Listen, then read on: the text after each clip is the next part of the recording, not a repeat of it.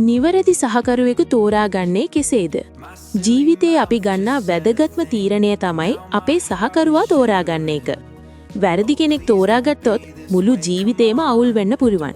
ඉතින් අද අපි කතා කරමු කෙනෙක්ට ආදරය කරන්න කලින් ඔබ අනිවාර්යෙන්ම බැලිය යුතු කරුණු 5ක් ගැන. ගතිගුණ සහ සාරි ධර්ම.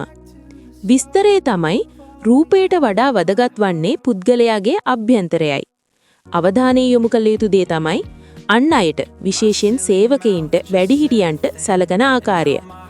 සත්‍යවාදී බව සහ අවංකකම.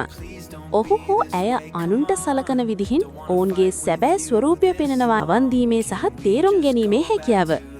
listening and empathy. විස්තරය ප්‍රශ්නයක් ඇතිහු විට කෑගසනවා වෙනුවට සංසොන්ව කතා කරන කෙනෙක්ද? අවධානය යොමු කළ යුතු දේ ඔබේ අදහස් වලට ගරු කරනවාද? ඔබේ හැඟීම් තේරුම් ගන්න උත්සාහ කරනවාද? ඊළඟට ජීවිත අරමුණු ගැලපීම. future goals. විස්තරය දෙදෙනා ගමන් කරන දිශාවන් සමාන විය යුතුය. අවධානය යොමු කළ යුතු දේ අධ්‍යාපනය, වෘත්තීය සහ පෞල් ජීවිතය ගැන ඔවුන්ගේ අදහස් ඔබ හා සමානද? ඔබේ දියුණුවට ඔවුන් බාධාවක් නොවී සහයෝගයක් දෙනවාද? ඊළඟට පාලනය කිරීමට උත්සාහ කිරීම. red flags.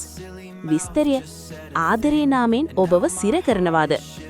අවධානය යොමු කළ යුතු දේ ඔබේ ඇඳුම් පැළඳුම්, යාළු මිත්‍රයන් හෝ දුරකථනය නිතරම පාලනය කිරීමට, කන්ට්‍රෝල් කිරීමට උත්සාහ කරනවා නම් එය අවදානම් ලක්ෂණයකි. ඊළඟට විශ්වාසය. විස්තරය ඕනෑම බැඳීමක පදනම විශ්වාසයයි. අවධානය යොමු කළ යුතු දේ සැකයෙන් තොරව නිදහසේ ජීවත් විය හැකි පසුබිමක් ඔහු ඇය ගොඩනගනවාද? මතක තබා ගන්න, ඉක්මන් වෙලා වැරදි තීරණ ගන්න එපා. රූපයට වඩා ගතිගුණවලට මුල් තැන දෙන්න. මේ කරුණු ගැන හිතලා බලන්න. ඔයාලට මේ ගැන මොකද හිතෙන්නේ?